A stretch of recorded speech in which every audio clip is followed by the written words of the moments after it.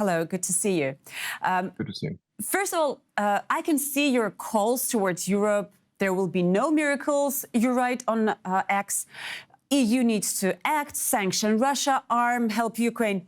But of course, I see some hesitation among the EU leaders. And of course, you see this hesitation too. Could you explain what is going on and why is this such a tough question to decide? I think that the main issue here is that there are two different understandings of what is going on in Europe. We see part of Europe, mostly in the eastern flank, in the Baltic countries, further to the north or further to the, to the south, like Poland, Romania, where countries really do understand that what we're seeing could be potentially of an existential risk to Europe and to our countries. Mm-hmm. And then there are other, other people, other leaders, other countries where the feeling is a bit different. They might think that United States position is not really changing, that Trump is changing his opinions. He might change it back. He might, start supporting Ukraine or something like that. And there are those who still believe that Putin is not as dangerous as, somebody from the Baltics, present him. Mm-hmm. That maybe he's too tired, maybe economy is doing really poorly. And maybe, when he's gotten what he wants in Ukraine from the Americans, and maybe he will be satisfied and no longer willing to go. But we point them to the Second World War, and we say, look, there have been examples like that. And, there were people who thought that after Czechoslovakia, Hitler will definitely not continue. Mm. That didn't work out so well. So I saw the interview, and you mentioned it, by the way, with Steve Witkoff and Tucker Carlson. And Witkoff is saying Vladimir Putin is not going across Europe. He doesn't need this. And why would be Vladimir Putin interested in European countries? And Tucker Carlson supports him, and they laugh together. So you think he is interested? Are you expecting invasion coming from Russia, for example, in your country, Lithuania? Well, look, I mean, everybody who was following Russian statements in 2021, Russia was never interested in attacking Ukraine. And here we are. Russia was never interested in starting the war in 2014, was never interested in remaining in after attacking Georgia in 2008. Well, Russia is definitely one of the most peaceful countries that has started the most wars. It's a paradox. So, I look at the action and I suggest that we start preparing. That is my main goal. And the more Kremlin denies it, the more prepared I would like us to be. Mm-hmm.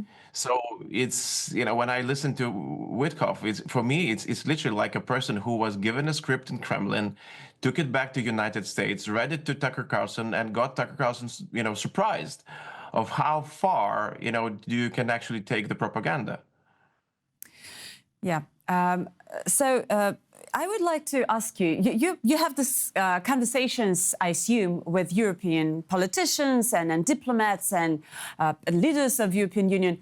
I can imagine you get the questions from them about, for example, the NATO threat that Vladimir Putin is mentioning all the time.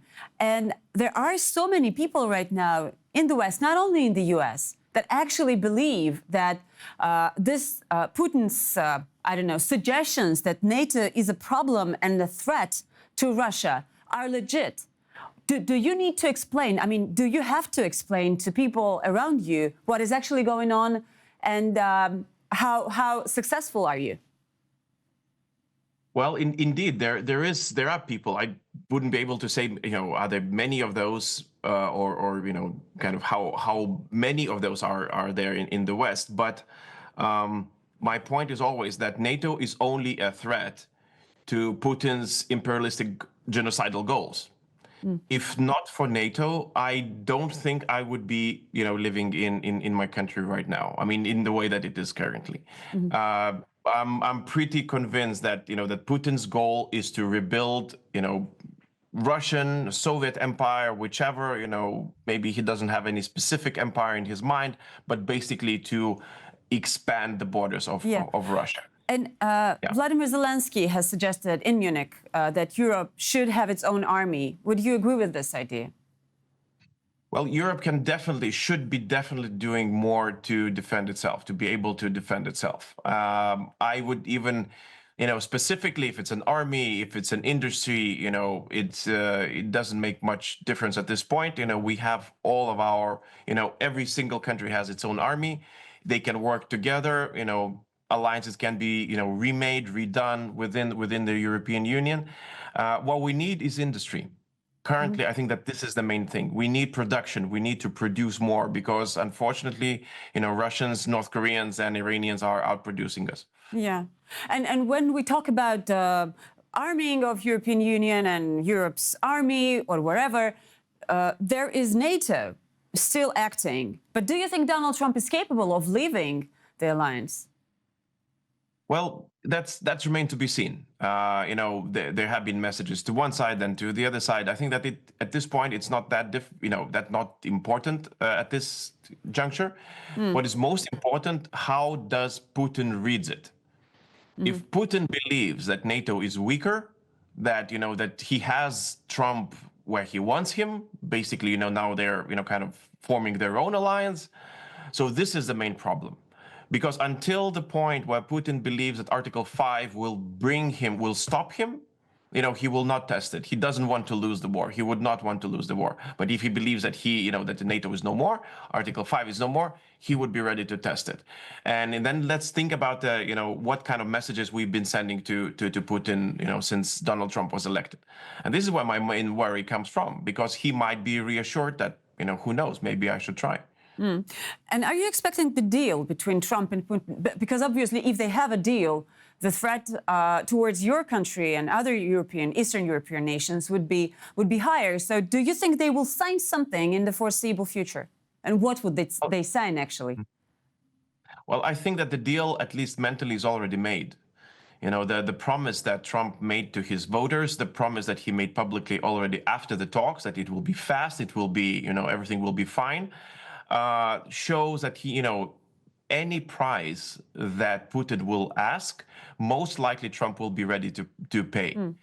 And from the official statements of the administration and Witkoff and others, when we're hearing, Russian speaking points, for me, it sounds like, that Americans are actually adopting everything that that Putin is asking. Putin wants new election in Ukraine. Trump supports it. Putin says that the territories are de facto Russian, or even de jure Russian. Trump might support this as well. No NATO in Ukraine. Again, American support. So basically, Putin is getting everything that he wants. And in the circumstances, would the European Union be able to support, to defend Ukraine? Do you think there is a political will in the European Union? Because I can see, of course, Starmer, I can see Macron and others, I can see your country, and Poland and Latvia and Estonia, but the majority, we have already discussed this. There is no majority of the Europeans who would be actually ready to take responsibility. Do you think that there is a chance of Ukraine not losing this war because of the support of the Europe? Well, Europe clearly could or would be able to support Ukraine in a way that Ukraine would find itself in a way stronger position than it is now. Just take industry. Ukrainians are successfully organizing more than half of their attacks onto the invader, just using their own industry output. Drones or ammunition or rockets, whatever, they are able to produce it. And they could produce even more. Would they do that? I mean, whether Europeans would do that. Yeah. But that remains to be seen. I think, again, reverting to my previous point, I don't think that everybody understands that Ukraine currently is fighting for European security. Okay, if you don't mind, I would like to ask you about your position on Russian citizens, because I know that you discuss it and you write on Twitter, on X, posts about that. So do you think that all of Russians actually proactively support Putin and his war? I think that Putin has a mandate from his people for his imperial ambition. And that is a problem that I think Russian people will have to deal for very long time until they figure this out. I don't see a a very clear opposition to the idea of where the war is coming from. Of course, I've met, I'm meeting people, I'm meeting Russians in exile, and they reject, clearly reject Putin's idea of war and, imperial plans and whatever. But I have a sense that, unfortunately, this is, he is mandated by Russian people. But he was not elected, right? He was not elected, Mr. Landsbergis, on the fair elections. So yeah, I know that. But it is more than this. This is, what somebody would call a spirit of a country. It has never been objected that, that Russian imperialism has never lost. And that is the problem, and therefore it has always survived in some sort of a, in the spirit of people. And then for a dictator, even a dictator needs a mandate. He cannot go completely against what people think. He's able to sell that this is a right. And this is a problem. There is always a conversation about the level of repressions in the country, and you cannot be sure about the will of the majority when you have such a terrible level of repression. And I would quote you, you write on X, "I see ordinary Russian mothers saying goodbye to their ordinary Russian sons and wishing them good luck with their ordinary Russian war crimes." And would you please be more specific? How many of ordinary Russian mothers are happy with their sons going to kill and to be killed in Ukraine? Well, quite a lot. Quite a lot. But the war is fought not by conscripted people. The war is fought by the people who are taking money from the Russian state. That is a problem. And, and they're raising prices. Now they're paying, 4,000 euros for a person to fight. It is a voluntary war. People choose this. No, it's not. It's not mainly a million of Russians. I'm sorry. Yeah. A million of Russians chose to go to Ukraine and commit horrible crimes to receive some thousand euros. There is nobody who could convince me that they have been forced to do that. It's an easiest thing to deny Putin his ability to fight. Because there was a mobilization, Mr. Landsbergis. You know that. Yeah, I know, but it's not, it was nowhere near the numbers that he needs to fight in Ukraine. Well, it's they still pay a mostly, lot. Yeah, that's true. It's mostly paid for war. And it's, the fact alone, it is horrifying that people see that this is justified. Well, you also write, I'm sorry that I ask so many questions, because it's, for a lot of Russians, including liberal Russians, it's interesting to understand, right, your position, because you're a bright European politician. That's why I hope you don't mind. I would like to clarify. So you write on X again that, there are so many children and fathers and mothers and regular citizens who actually support this war and who, draw the pictures about so-called SVO, right? And of course, I have a question. When you guys, Europeans, impose sanctions against Russian citizens, explaining it with your vision of Russian mothers' morale, but simultaneously, at the same time, you cannot actually make your European colleagues act against the aggressor. Doesn't it look like weakness, Mr. Landsbergis? What do you think about that? Well, I've never said that, that Europe looks as strong as it should be. I'm always open, to conversation about what Europe should be doing, right? I'm always calling for more sanctions and, not to support the, Russian ambition in any way. But that cannot be compared to what is, to the decisions that are, being done in Russia. Like what? No, Russia started the war, and not the first. Obviously. Yeah. So that is literally very, very different things. No, I'm saying that. If it's about the efficiency, maybe there should be sanctions against Vladimir Putin, his assets, his Ministry of Defense, and so on and so forth, not against the regular citizens. This is what I'm saying. Oh no, I'm just suggesting. I understand your point. No, I've always supported the idea that it is basically there are people who are. Sorry about this. It's okay. I have a dog too. I love dogs. I've always been criticizing and pushing back on the notion that there are people who are saying this is Putin's war, and I said it is not. Unfortunately, it is not. That is way too easy thing to go out and say that it's Putin's war, right? You find one person to blame and you say he made a decision. No, it is, unfortunately, this is a country that chose a very wrong path, and it will take I don't know how many years for it to actually to return to something normal. It will be a very deep spiritual recollection needed of how to explain what has happened. And pinning it on one person, it will never suffice. Nobody will trust, Russia ever again. Just take a look at how long did Germany have to go through? And there were people who are saying, okay, this was Hitler's fault. Yeah, probably some of it was. But the country went crazy. The whole country went crazy. And, the very similar things are happening in Russia. Well, I mean, partly I do agree with you. There are a lot of people who support.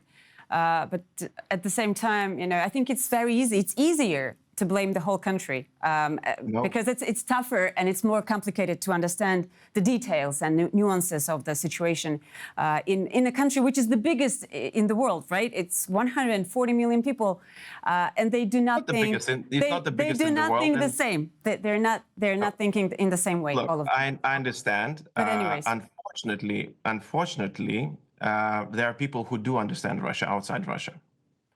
okay, Who had been forced to live in single apartment building with Russia against our free will.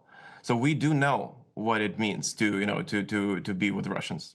We don't want that to be repeated. Okay, I do understand your point. At the end, I just wanted to wrap up the conversation. What's your suggestions about the forthcoming future? Like in the coming weeks and months, what would we see actually? What would be your prediction of the things considering Russian, American, Ukrainian talks?